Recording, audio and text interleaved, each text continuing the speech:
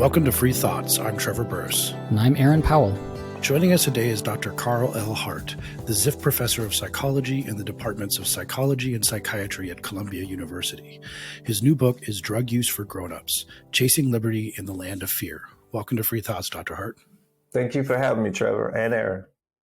I'd like to start with a question that I pose to audiences when I give talks on drug policy, which is, why do heroin addicts get cages and alcoholics get treatment?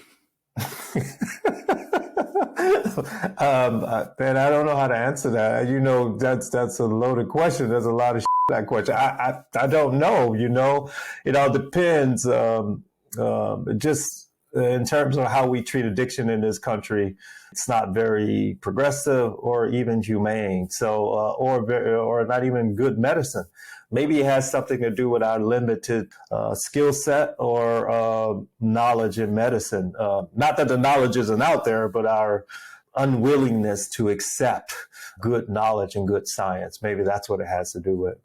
Well, but historically, too, I mean, this question, you get into it a bit in your book, that the way the users of each of those drugs are perceived seems to be a crucial thing, and that historically we have not been very kind to the image of heroin users. Yeah, no, that's right. One of the things that we have done with drugs is that we've used it as a tool, particularly some drugs, as a tool to vilify certain people in our society, certain groups that we don't like. We use alcohol to vilify the Germans. We did do that the First World War, and heroin's vilification of its users just has been long lasting. So yeah, that's why. That's one of the reasons. Yeah.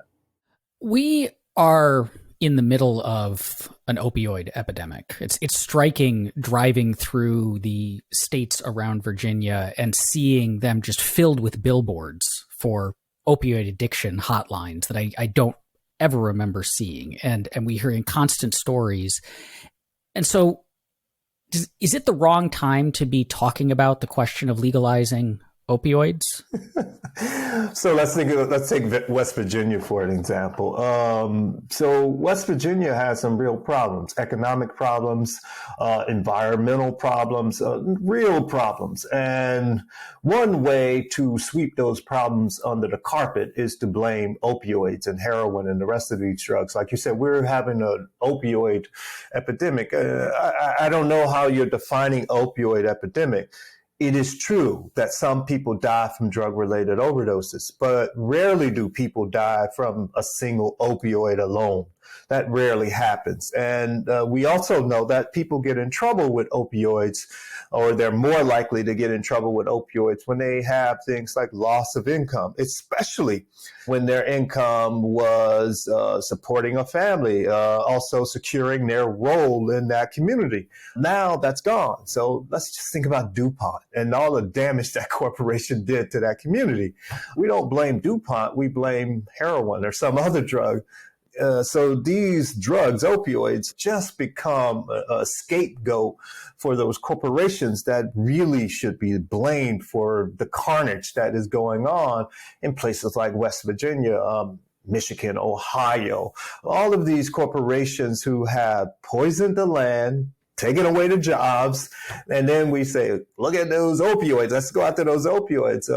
So I'm trying to help people in those places understand it ain't the opioids.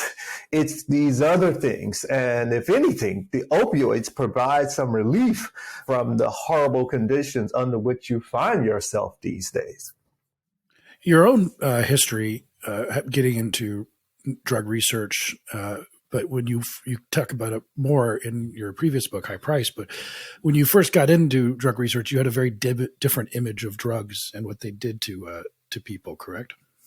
That's true. You know, I was like those people in West Virginia. I thought that at the time, crack cocaine had destroyed communities from like the ones from which I came.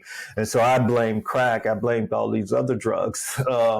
But then when I started to look at the evidence more closely, I started to see that, wait a second, something doesn't fit. Give you one example. We blame crack for high unemployment rates. The highest unemployment rates in the United States was 1982, and our community certainly felt that. crack didn't appear in places like Miami, like where I'm from, until late 1985, early 1986. But yet we blame crack for the high unemployment rates that were already there. So that's just one example how the data just doesn't fit. And now there isn't this sort of big concern about crack, but the unemployment is still there and many of the problems are still there. So it lets you know that it ain't the drugs. It's something else. The drugs are just convenient scapegoats for politicians to point to and for them to look like they're heroes, because it's like all they have to say is we're going to put more cops on the street to remove those drugs out of your community. There they immediately they increase some jobs for select groups of people, and those jobs are dependent upon locking up other people in that community. And so politicians are good for 4 years, another 4 years, whereas the real problems, they still remain.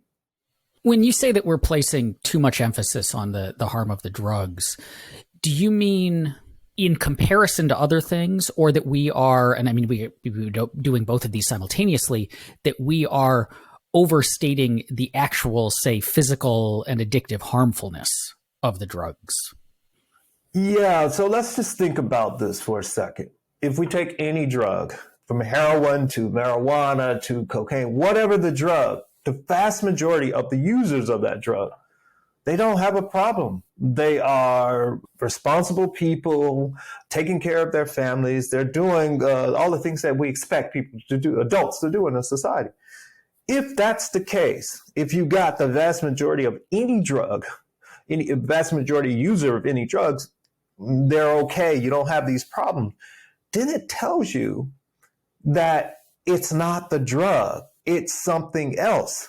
I mean, we can look at the individuals, we can look at the conditions, and then we start to look at the conditions in individual, we start to see some clues about what's going on. We know that people who have co-occurring illnesses, whether it's like a pain problem or whether it's a psychiatric problem like depression, anxiety, those people are more likely to have problems with opioids and other things. They are also more likely to have problems with paying their bills.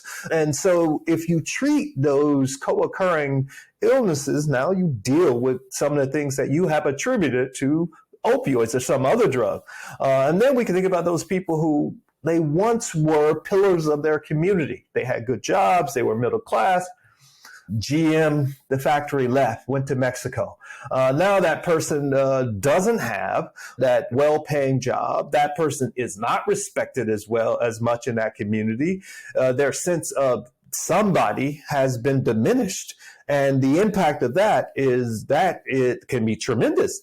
But we fail to get at those issues when we say the problem is heroin or the problem is something else, some other drug, as opposed to focusing on let's make sure people are treated like people, like humans. Let's make sure adults have gainful employment.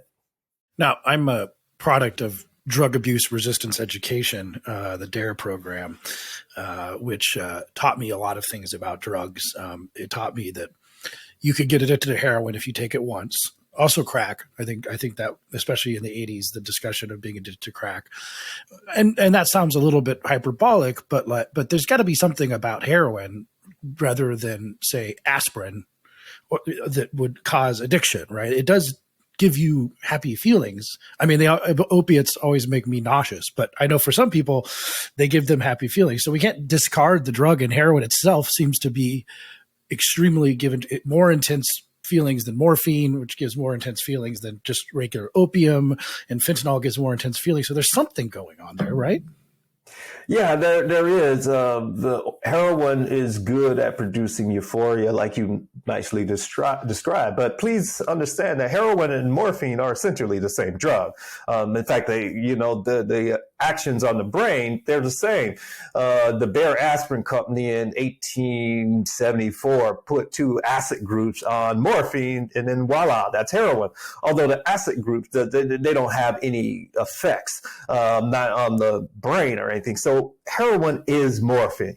Now, it's true that heroin and morphine can produce euphoria. So that means that people might want it more. And that means that they might go to some great lengths to get it.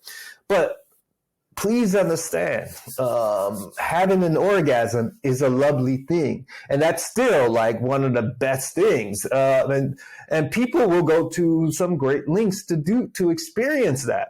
And some people get in trouble with that sort of thing. But the vast majority of people don't. And the same is true with heroin. Heroin is not like some pleasure that is so overwhelming that you'll do anything to get it. That's just nonsense. I know that's how people show it in films, in the media, but this is just nonsense. I mean, it's just like we think about alcohol. Alcohol produces a lot of pleasure for some people, but you there's a time and place for it, and we don't have to go through great lengths to get alcohol. Because it's legal, because we can go and get it if we are a certain age, and all of these sorts of things. The same could be said if we legalized heroin, but it's not overwhelmingly positive such that you are going to knock over the head of your parent or someone who is not likely to do that. It's not going to do that. But it's true. There are people who use heroin and they committed some crimes. They would have committed those crimes whether they use heroin or not. And to blame heroin is short-sighted, naive, and adolescent. Like that's what we do in this country. We have drug discussions. We're adolescents, and it's insulting to somebody who has been trying to grow up. So if I understand correctly, then what you're saying is we're essentially getting the lines of causation wrong in terms, or the direction of causation wrong in terms of the destructiveness of what we perceive to be illegal drug use. So the story we get told, the story we hear in Dare or in the, very special episodes of sitcoms and so on, is that you have like the good kid who then has a run-in in a back alley with some bad kids who maybe have cool jean jackets or something, and they talk him into taking a hit, and then his life is destroyed. And we watch the life spin out, whether it's like the reefer madness, driving your car too fast, or like he stops doing his homework or something. And the drug is the thing that's directly causing it. But if I understand what you're saying, you think the actual story, maybe not all of the time, but the actual story more of the time, is that there are bad things in people's lives, things that have made them unhappy, and the drugs are a way out of that. And so the destructiveness, but is there a feedback loop? Like that once you start using the drugs to get out, the addictive and physical properties of the drugs make it harder to get out? So I liked what you said, so I don't want to screw that up too much because it was comical actually, but I don't want to screw it up. But let's, if I can, please, I like to separate like physical dependence from just this thing we call substance use disorder. That's addiction, according to the DSM. That's a Diagnostic Statistical Manual of the American Psychiatric Association. So physical dependence is when you take a drug for some extended period of time, and then if you abruptly discontinue the use of that drug, your body reacts with these symptoms. Like with heroin, be like a flu-like symptoms. You might vomit, you might have diarrhea, you might have muscle aches, you might have some symptoms that make you feel unpleasant. That's physical dependence. You can see that with something like an antidepressant. If someone has been taking an antidepressant for an extended period of time and they abruptly discontinue, you can see some withdrawal symptoms. You can see that with nicotine. You can see that with a number of drugs. But that's not what we call addiction. That's not substance use disorder. That's just the body having a normal response. You certainly get that with heroin. But when you get that with something like alcohol, it can be life-threatening. So alcohol withdrawal can kill you. Heroin withdrawal, rarely, or it's hard to die from a heroin withdrawal. And so I want to separate that. Now, if we think about heroin use disorder, addiction, if you will, it's certainly possible. But the vast majority of people who use heroin do not meet criteria for heroin addiction. And this notion that one hit and then you're hooked is nonsense, because addiction by definition means that you have to put in the work. It requires work. You have to do it multiple times, several times, and you repeated unsuccessful attempts at quitting and those sorts of things. And you have this disruption of your life function. Now, given that the majority of the users who use heroin don't become addicted, it tells us that we have to look beyond the drug. And let's look in that person's environment. Let's look at the individual, what's going on.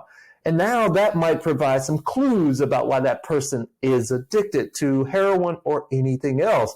And so to uniquely blame heroin would be short-sighted and inaccurate if people do that. So in other words, addiction has almost nothing to do with the drug, almost nothing to do with the drug, but all of our focus is on the drugs, and our focus is on the drug because the majority of people in America haven't used heroin. So we can say some crazy stuff about heroin and be believed, just like we said some crazy stuff about marijuana. Like marijuana use leads to matricide. You'll kill your mother. We said all of these things and we were believed. But you can't do that today because more than half of American adults have used marijuana. And so you can't tell that lie anymore and be believed. But you can tell a lie that heroin is so addictive, you won't want anything else in your life. I mean, you're talking to somebody who is identified me as a heroin user, and I can take it or leave it. And that's how life is. The part of your book that is just like coming out essentially as a heroin user is one of the big important parts of it, where, and it's something that I've said a lot to different audiences, where it's interesting how we treat a certain story about using a drug. Like I could come in and be like, oh man, I'm feeling sick because this weekend I got really drunk and I passed out in the street, right? And then woke up and I apparently had ordered a pizza and banged my knee somewhere. And people tell those stories and say, okay, that's you really had a good one. But if I said the same thing where I was like, what'd you do this weekend? I said, well, I did a bunch of heroin and then passed out in the street and banged my knee and woke up and had a bunch of pizzas. Then they're going to be looking at you and saying, what's wrong with this guy? This guy is clearly a bad person because I've learned about heroin and there's no good that comes from it. And so you're here to say there is positives to even heroin use, correct? Absolutely. There are. Look, if there weren't positive to heroin use, I assure you nobody would continue to do it. But heroin use, there are the majority of effects associated with heroin use are positive. Even though we have banned the substance, and then you have these increased likelihoods of negative effects, like in law, with your interactions with law enforcement, you might get arrested, you have to hide, and you might get tainted heroin, all of those. So even in the face of those things, folks who manage to get good heroin, can have a tremendous amount of positive effects, namely subjective effects, like one might become, with a nice dose of heroin, become more magnanimous. You're more forgiven, and you are more tolerant of a society that treats you like a pariah, even though you know that you're a good person and you are only seeking to be the best person you can be. But this society has vilified you unjustly so, and you are able to overlook that and be forgiving and be caring and be more empathetic. All of these sorts of things are things that we claim to value in this society. And certainly someone who's using heroin certainly taps into these things, particularly if they have been thinking about these things, trying to develop as a person. Oh, it can be a beautiful thing.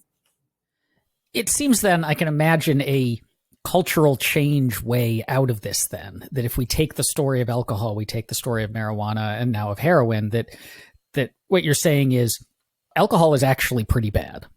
Marijuana, there's not much bad about it at all, but we were told all these lies, and then enough people used it that we became convinced the lies were in fact lies. And then the kind of cultural and then legal change followed on from that.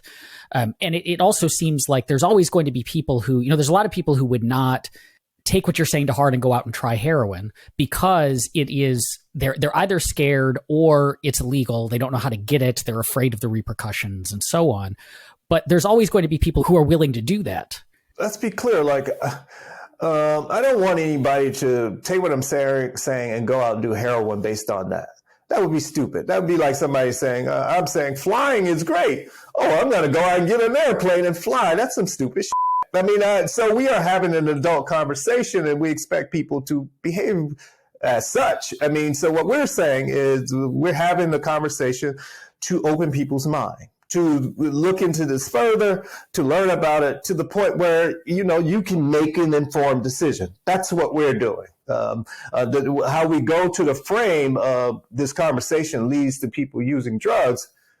That's some American adolescent bullshit. And that's not what we're here to do, right?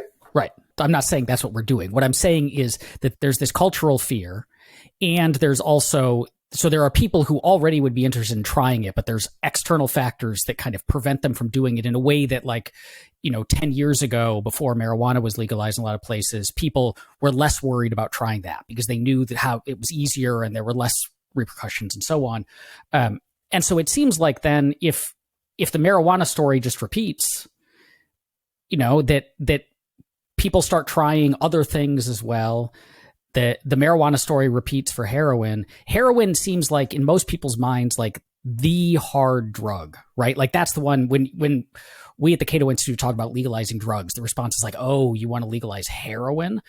And maybe there are a handful like PCP or something that people might be more scared of. But, heroin, that it feels like if we can get to the point where people are thinking about heroin specifically the way they think about marijuana, then the war on drugs is done. Yeah, so thank you. That's a great point. Let's just be clear. Like, one of the things you said about alcohol is bad, whatever. Let's be clear. None of these drugs are bad or good. That's not the way to look at alcohol. Is an excellent drug under some conditions. Alcohol is the only one of these drugs that we're talking about that you can take it orally and dose yourself and titrate. You have this level that you feel comfortable with, because alcohol's chemical properties are such that it's such a small molecule, there is essentially no blood-brain barrier. So that means that what's in the blood, you drinking, and what's in the blood is in the brain, like immediately. There's no other drug, recreational drug, that's like that. So its properties are ideal for recreational oral use. So in that sense, it's good. As we get older, we start to worry about our liver. We start to worry about a number of things. We might have to shift our drug use to something that's not as potentially toxic to the liver, away from alcohol to something else. And so we have to be smart about these things. We can think about when we were younger, we played athletics, some athletic sport. Now we can't play it. We have to coach it. It's the same sort of thing. We're making these transitions as we get older with our drug use, just like we do with anything else in our society. So heroin can be ideal in certain situations if only we packaged it right, provided the right amount of education, such that we use the appropriate route of administration for that drug. And for many of us, it would not be intravenous. It would be something like intranasal. It would be something else. The reason why people use intravenous, in part because the varying quality of the drug, and you want to get the biggest bang for your buck. And that sort of pressure brought on by the restricting or the forbidding of heroin actually increases the dangers of the drug. And so all of these things need to be taken into consideration. And then when we do that, we start to realize a drug isn't good or bad. We can enhance the positive effects and decrease or minimize the negative effects based on what we do. In one of the more interesting chapters of your book, when you discuss the National Institute of Drug Abuse, and you are a prominent professor at a prominent American university, saying things that I think might make them mad.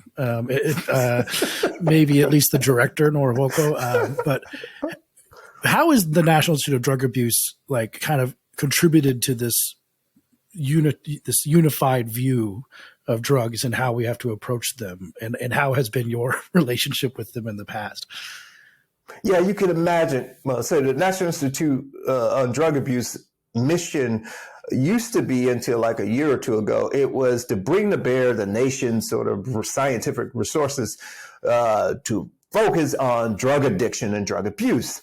So the negative effects.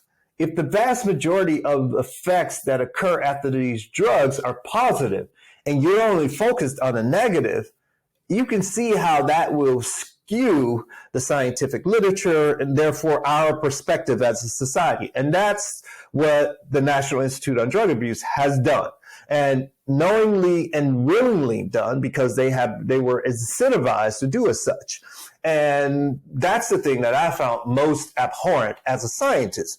When we start to bring this to the attention of other scientists, the National Institute on Drug Abuse, they ignore it and say, well, that's not our mission. And say, well, we're doing potentially more harm by going through this path than actually looking at all of the totality of the data.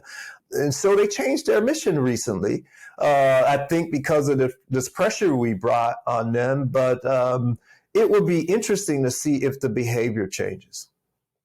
You discussed well, at least the way that I was going to say scientific mistakes, but they're not, they're just the way that the papers are done. In some of these examples where the way the headlines work, this idea that marijuana permanently affects your brain, or methamphetamine or something. In the crib should know version, like those are things that we should always be skeptical of. It sounds like in the popular science viewpoint, unless they're a really good study, which actually deals with the different ins and outs. So how do those things come together, and why are people so kind of flippant about putting these things out that don't actually even say what they claim to be said or what journalists say about it? As long as you are holding the party line, and the party line is that drugs are bad, and if you are your verbal behavior is consistent with the party line, you have less likelihood of someone challenging that perspective.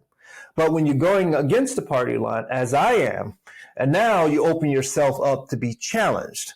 And so you have to be prepared to deal with the challenges. And that's not necessarily pleasant, particularly for somebody who is just trying to have a career, trying to go about their life, and trying to publish papers, trying to get promoted and tenured and all of these things. So scientists, by nature, are risk averse. And so I think that's what has happened.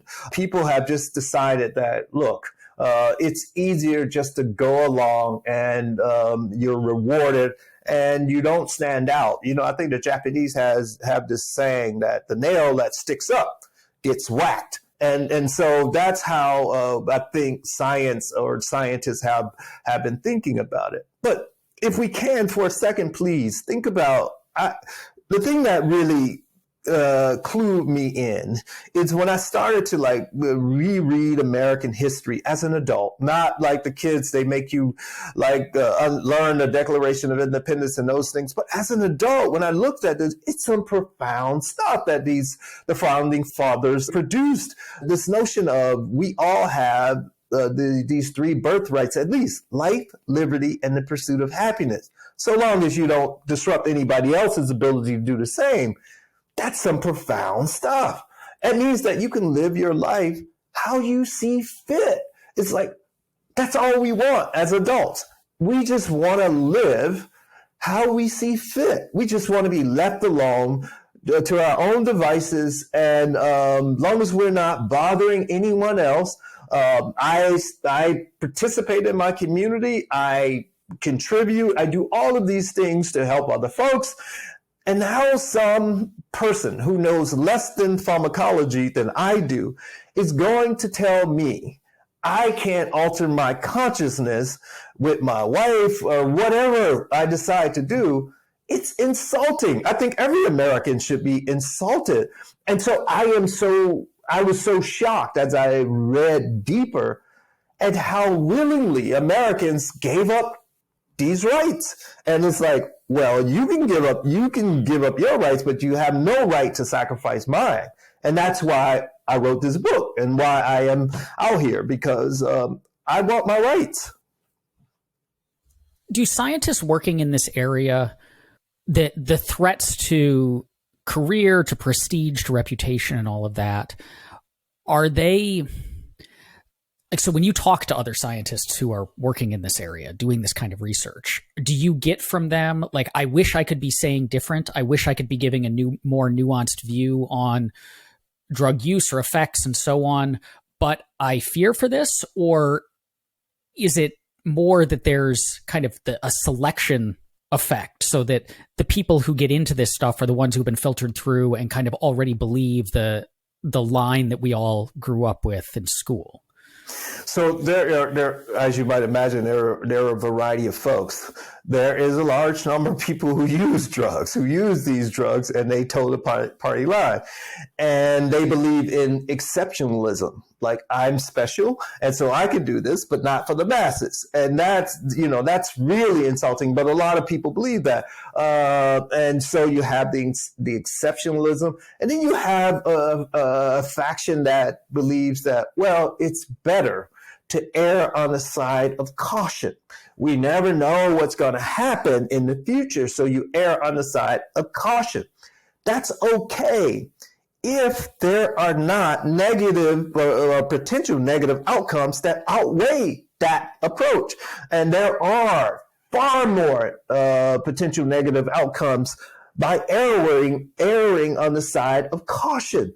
One of the things we've done is that we have completely vilified these drugs, such that we vilify the people who use them, and we increase the likelihood that, well, we facilitate those people coming under criminal justice control, and so the cost to them incalculable. And so the scientists don't have to think about that sort of thing, and that's one of the things that I have to think about, particularly when I see that kind of carnage all around me from my neighborhoods and that sort of thing.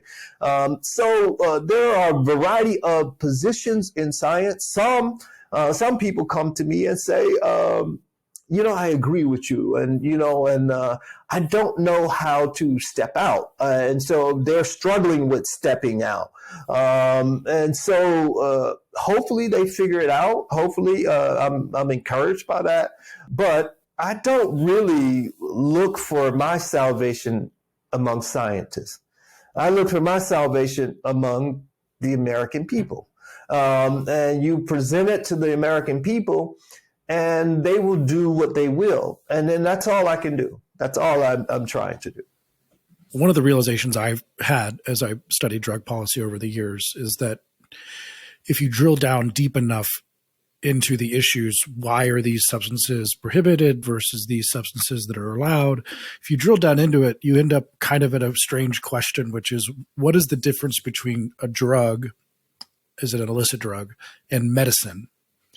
And who decides that question? And then you look at, and you mentioned earlier, antidepressants and things like benzodiazepines, for example, which are highly, highly chemical dependent inducing substances. And they're also happy pills. People casually reference their happy pills, and they use them compulsively to, make their life better. That's okay. But if you do that with other drugs that are illegal, it's not okay. Has that ever struck you as the irony there too? Because almost everything applies to those drugs that a person in a white coat tells you to use. And why couldn't we get to a point where a person in a white coat says, here's a pill of opium, take as needed as anxiety develops, which is what they say about Xanax. Oh, trust me, the people who are privileged in our society, they have their white coat people, and they are getting these drugs, whether they're amphetamines, whether they're opioids, whether they're benzodiazepines, whatever they are, they have access. And that's how we've had throughout our history. And so, it struck me as strange a long time ago, but today it's what we do. We privileged people have access, other people don't. And I'm trying to help people to see that that's not right. But we can think about our presidents. We have a protocol for presidents and their drug use. They have stimulants.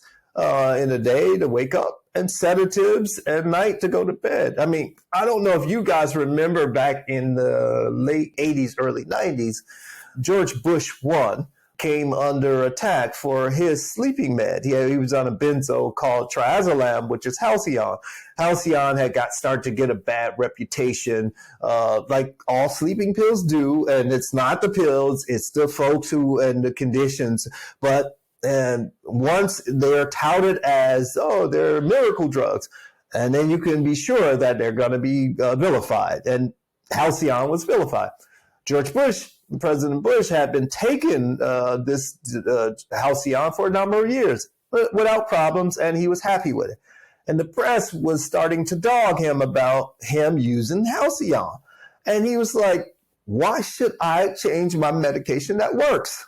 And he was right. But we know that presidents and people who are movers and shakers in our society, they use substances to produce better, to be alert, to go to sleep. You ever gone to a concert? You ever gone to a show, have a performer? I assure you, they are psychoactively altered in some way or another. And you want them to be psychoactively altered so they can be alert and present for your show. It's like this person is on tour. They've been in all of these cities over this short period of time. Their body is saying you need to sleep. But you're saying, I pay for a ticket. And so it's like, you take that amphetamine, you take that cocaine so you can perform for me. But we don't want to deal with that as a society, but that's how it works. What's wrong with the term? I thought this chapter was very interesting because I've worked in the harm reduction sphere to an extent, filed briefs in cases about safe injection sites. I'm a lawyer personally who do drug policy and also held conferences on harm reduction, which is was the big kind of over the last decade, 20 years growth in how we talk about this. But you criticize the concept of at least saying harm reduction. Yeah, I just wanted people to think about using that term. And the term is just what we do in harm reduction is just common sense. And so it's just basic education or it's just providing services to people in need. But we marry the term harm reduction to drugs. So like our number one goal is to reduce harm. That's not our number one goal when we're talking about drugs. I know when I think about using drugs, my number one goal is to alter my consciousness to enhance pleasure and not to reduce harm. That's not the number one goal. And that's not the only thing that's associated with this. The harm is one of those minor or one of those relatively rare things. But we make, by using the term harm reduction, we bring the harms up to a prominent position and we pair it with drugs repeatedly. And that shapes how we think and act and behave around drugs. And so that's what I'm just trying to get the community to think about.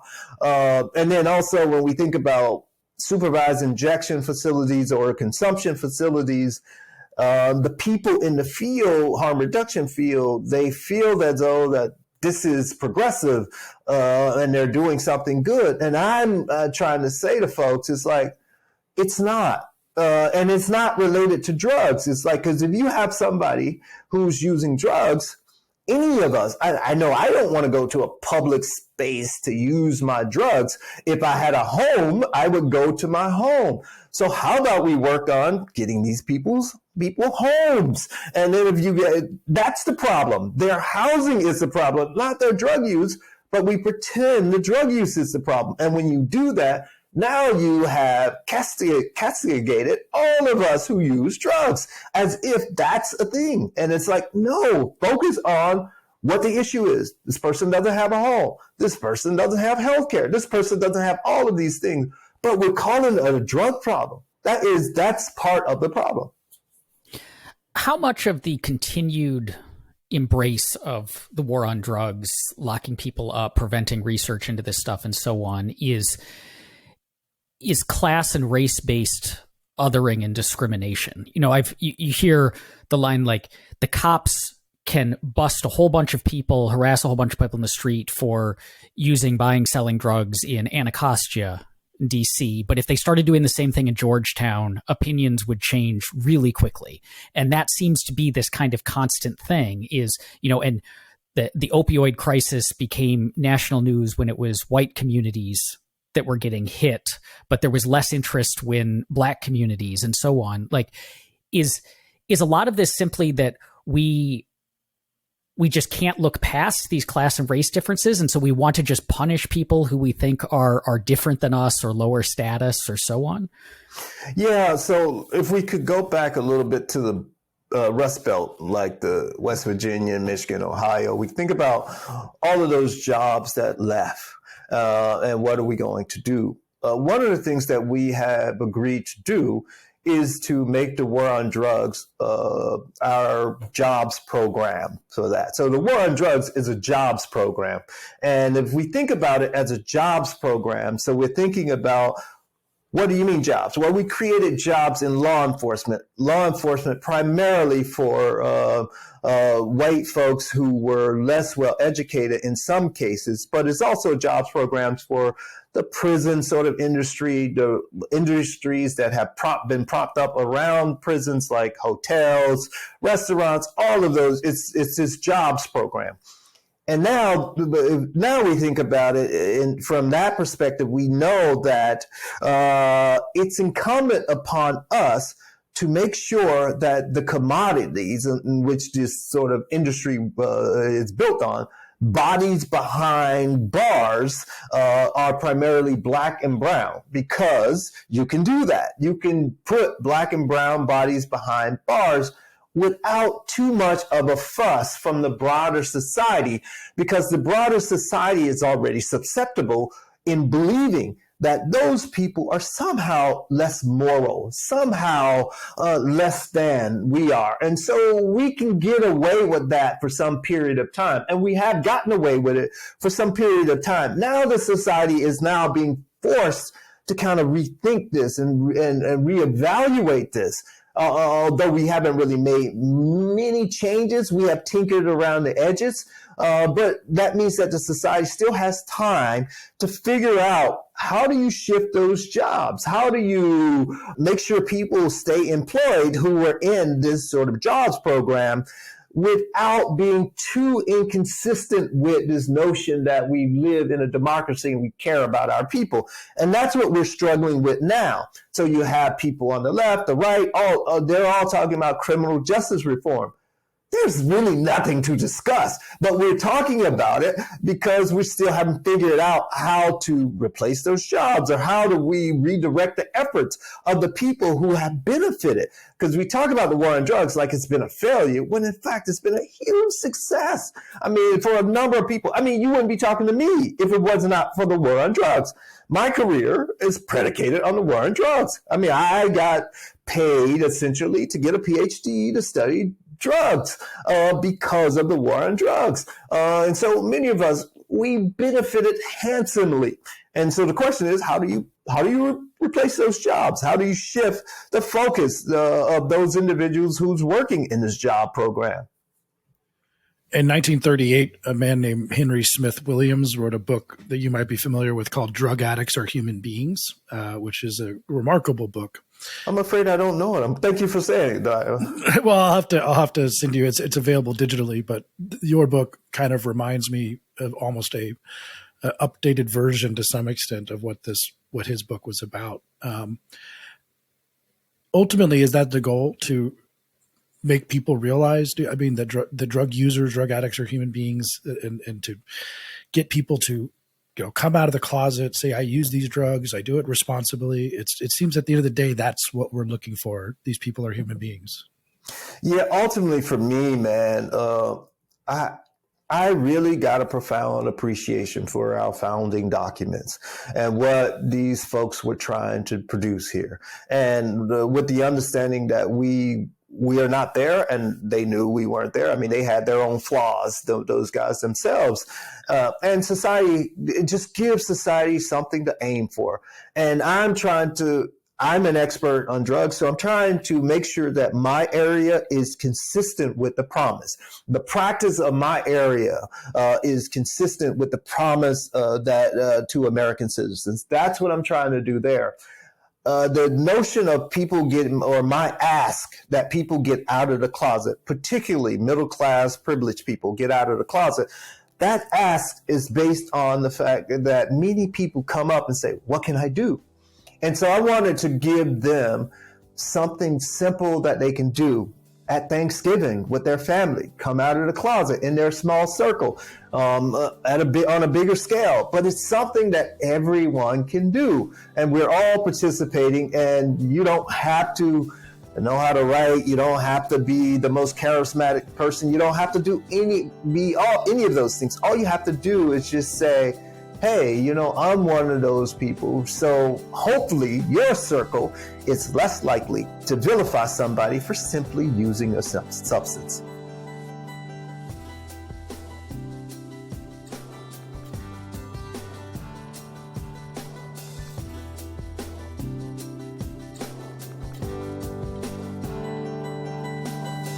Thank you for listening.